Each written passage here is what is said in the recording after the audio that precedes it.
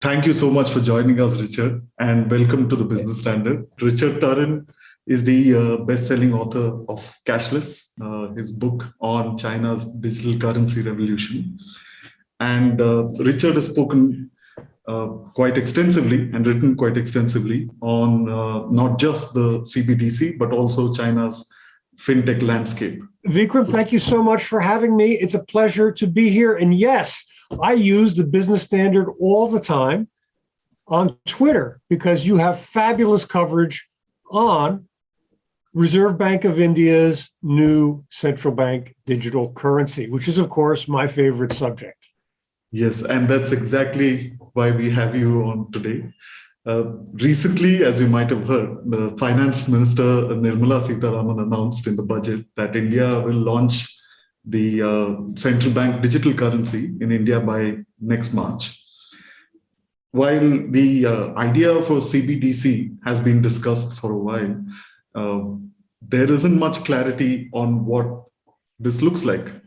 One country, you've spoken about quite a bit, that has taken the lead on this is China.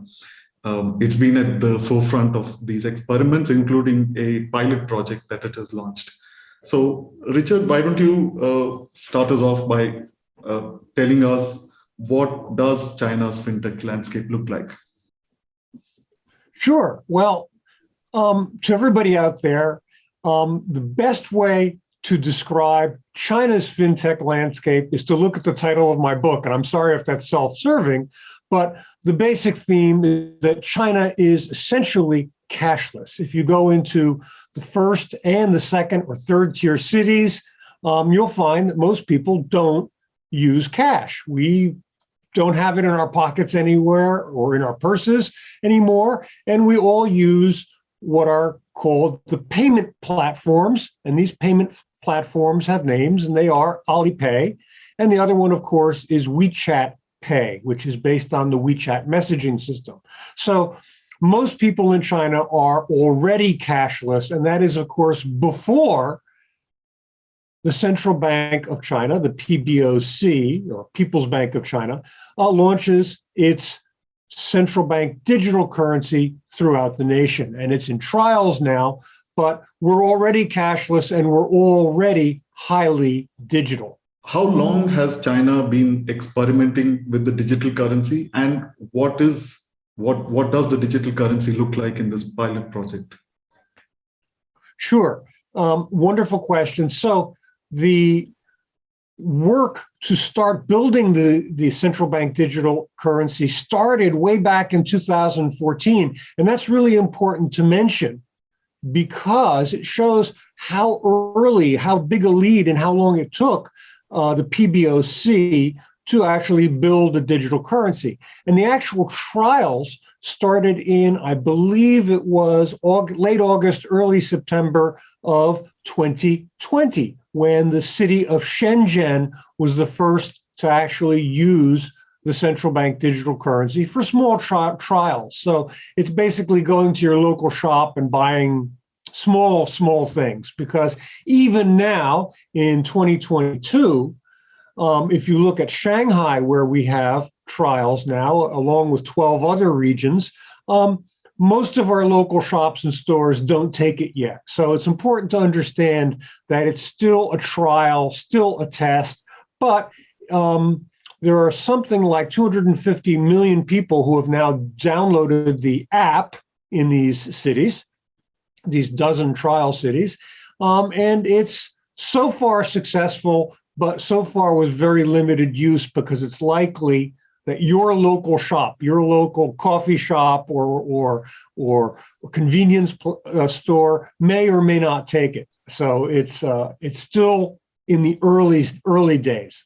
If I understand you correctly, right now the CBDC, what it looks like, is essentially a payments wallet. The central bank designed its central bank digital currency off of the Alipay and WeChat platforms, and they both use QR codes to make payments. So if I open up my well, there's a QR code there on my book in the cover, but if I open up my phone, you'd see that when I go to make payment, I open up WeChat or Alipay, a QR code comes up, the other person scans it, and that's the exact same system that the central bank digital currency is going to use. But there's a big difference in how it works, and this is the important part, made simple, okay? So if I use WeChat and Alipay, the money is not on the phone. If I have a WeChat or Alipay app open and it says I have 100 RMB, that 100 RMB is in an account somewhere. It's in my bank account, or it's in the WeChat, small WeChat accounts that we have. But if I open up my digital currency wallet and it says I have 100 RMB, ready? The money is actually on the phone. It is stored digitally in a long string of unreadable characters. And that 100 RMB is on the phone. So the important thing for everybody to get, and this will work someday, likely work the same way in India someday, the money with WeChat and Alipay is in your bank account. But when you use a digital currency, the money is actually on your phone. One similarity between China and India is the existence of these fintech firms that have actually become quite big. So what has been the impact of the CBDC on Alipay and WeChat, for instance? Have they lost out in any sense? No. Well, okay, so let's first thing, that's a wonderful question, but let's make it clear that now the central bank digital currency is in trial, and the amount of volume of payments carried on it during this trial period is very low. So right now, there's no impact on WeChat and Alipay, because as I said, I can't use it to buy a coffee. I can't use digital currency to actually buy a coffee in my local coffee shop or my supermarket. Now, the question, though, is a good one, because let's just go into the future, where the central bank digital currency is launched all throughout China. And we're looking at a system that will definitely impact WeChat and Alipay, but it will not kill them. It's not designed to remove them from the payment ecosystem. And the best way for people in the West to understand is to think about perhaps credit cards. You may have in your pocket several debit cards or credit cards, and you pick which one you're going to pay with, sometimes based on mileage points, sometimes based on whether you get in the US, at least, people get cash back. There's different reasons why you'll pick one card over the other. And it's going to be the same for WeChat and Alipay and the central bank digital currency, where you pick what you're going to pay with, depending on convenience, depending on whether you're already talking to somebody on WeChat, so you're not going to change platforms. You're going to say, well, I'll pay. I need to pay you money. We're already talking. I'm not going to leave to go someplace else, right? But you may choose, for example, digital currency if you, how about this? How about if you're paid in digital currency and you get salary in digital currency? Well, you have a lot of it. You may want to use it. So the concept, and this is very common to read, and I think it's really wrong. So let's make it clear. The central bank digital currency is not designed to kill, destroy, or otherwise eliminate WeChat or Alipay. They are all, in fact, symbiotic, meaning that they're all going to use one another to make digital payment in China even bigger, make it even more important. Where does crypto fit in all of this? Well, that's a great question, but it's not for China, because when you look at crypto in China, it's been banned or blocked. So today we can't use crypto in China, and it's important to understand. It's a really important point, because we could never use crypto in China. In other words, my local coffee shop prior to China's nationwide ban of crypto, I could never buy a coffee using using cryptocurrency. It was just not, it was never allowed. It was a feature of China that we have to use RMB here. So now the reason why I talk about this is it's very important. There's another common misconception, and that is that China bans crypto to push or to help the digital RMB. Now, work with me here on the logic. If cryptocurrency was never effectively used at my supermarket or my coffee shop, and it was never used as a payment means, banning it doesn't change the impact on either WeChat or Alipay or on the coming digital currency, right? Now, I think it's really important for everyone to understand that, because this is so poorly reported, and you'll read this over and over again. And I always tell people, next time you read this, send me a message, and people do, and they say, yeah, you know, I just read about that in some magazine article. So that's the China situation. Now let's look to India and to other countries where crypto coexists or will coexist with normal, what we call fiat currency, digital central bank digital currencies, okay? There you're gonna have a choice. If your local coffee shop takes Bitcoin or takes central bank digital currency, you can choose whichever one you want to use. And again, it'll come down to this. Let's just say you're a Bitcoin user and you love Bitcoin. If you wanna use it to buy your coffee, please do. But if you want to hold your Bitcoin because you think it's worth more, then please use central bank digital currency, because that will long run cost you less for the coffee, right? And these are real issues. But the thing that we really have to be looking at, especially for India and for China, is not the wealthy urban populations, but the poorer rural populations.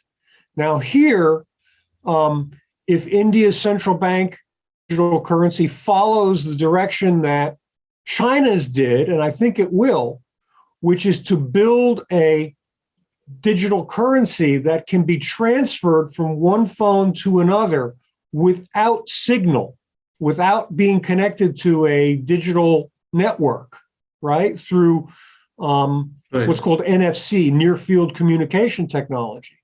That's a groundbreaker, because a lot of rural populations don't have access to smartphones. They don't have access to cell phone signal because they live in rural, faraway places.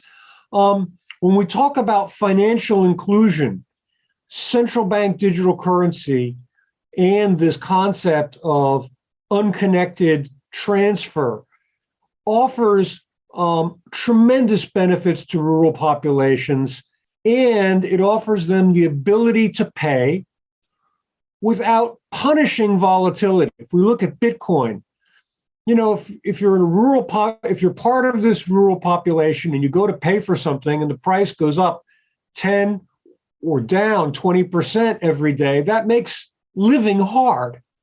So rural poorer populations need the stability of a central bank digital currency, and provided that they are given this opportunity to pay offline, it will be a huge benefit for them. And I think that's what we really have to be focusing on, not urban wealthy people who can choose to pay with whatever they want, and they're not so worried about the cost. You know, everybody's talking about how, though crypto itself might not be around for a while, blockchain technology could form a part of digital currencies, right? Is that the experience of China? Does blockchain figure anywhere in this architecture? No, not now. And that's a really important point to make. And China and the United States have both done studies. Of course, the United States is further behind, but basically the US and China studied blockchain technology, and they came up with the same conclusion, that for big countries with fast, many payments, where you have a payment system that needs a high throughput, a very high speed, and India will likely face the same issue. Blockchain was found to be unsuitable.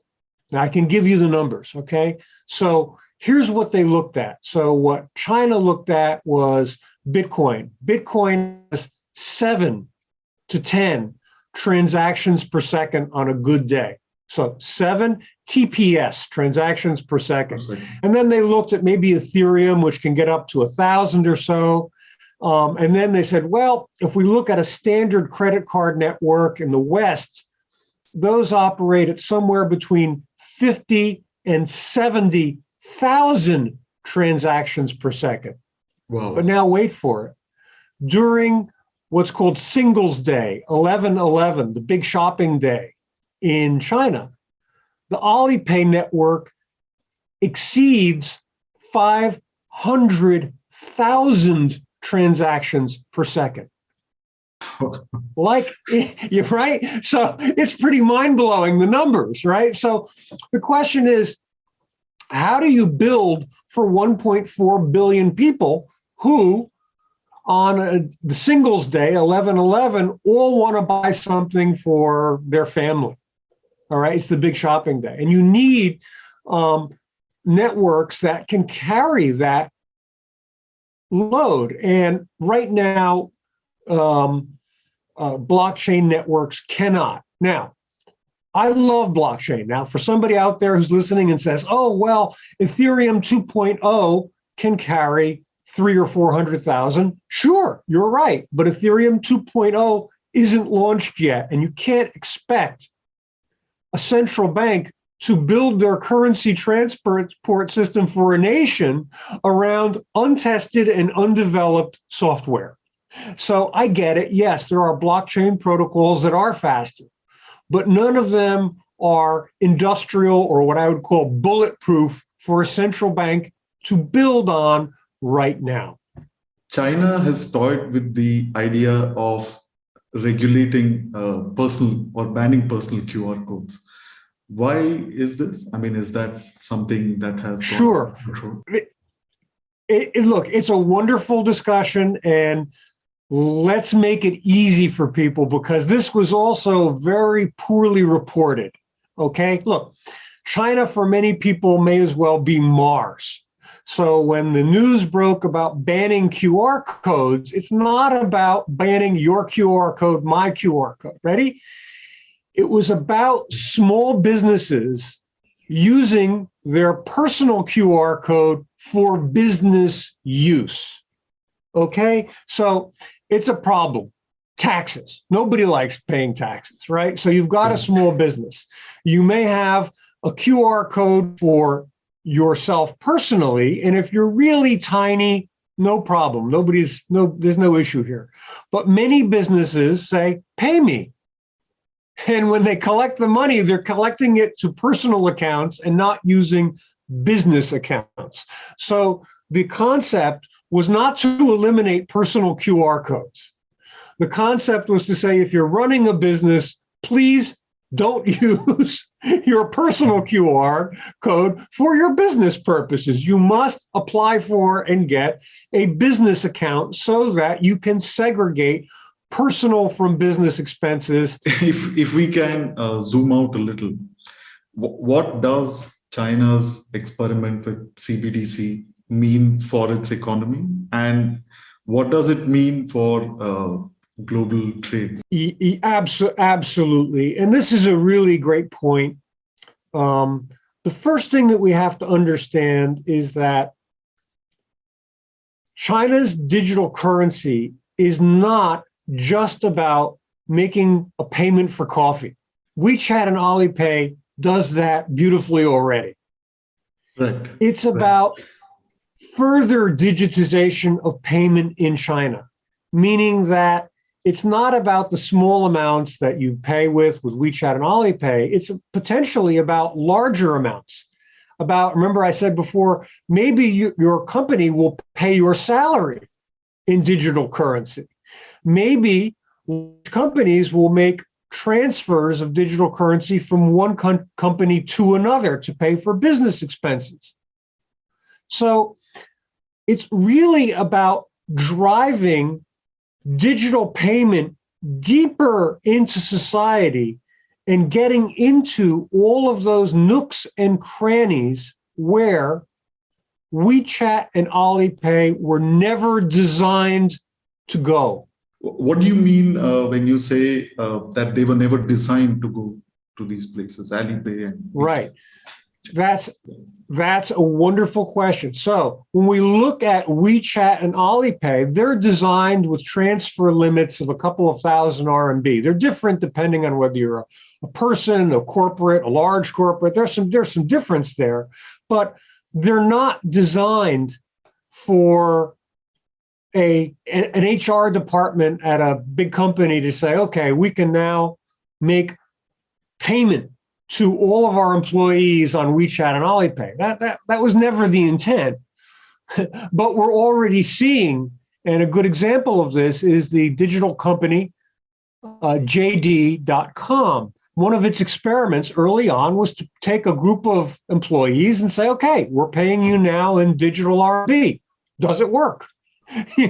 So that's an example of a use case where WeChat and Alipay were never designed to go into a corporate HR department and say, okay, pay 5,000 people their salary. And I'm not saying that use case is going to happen tomorrow in China. It's not. But it will happen someday. Right? So, and another example perhaps is the Dalian Commodities Exchange made a business-to-business payment that was very large. It was, they explained that the banking systems that they would normally use to make the payment weren't used, and they start for payments around $250,000 in the US, and they actually made that payment using digital currency. I'm not saying again that that's going to happen tomorrow in China, but these are good examples of how digital currency is designed to do different things and can go different places where WeChat and Alipay never could. Thank you so much for this very enlightening conversation, Richard. Thanks so much. If you like this video, share it and subscribe to Business Standard. For more news, views and insights, log on to www.business-standard.com. Do also follow us on YouTube, Twitter, Facebook, Instagram, Telegram and LinkedIn.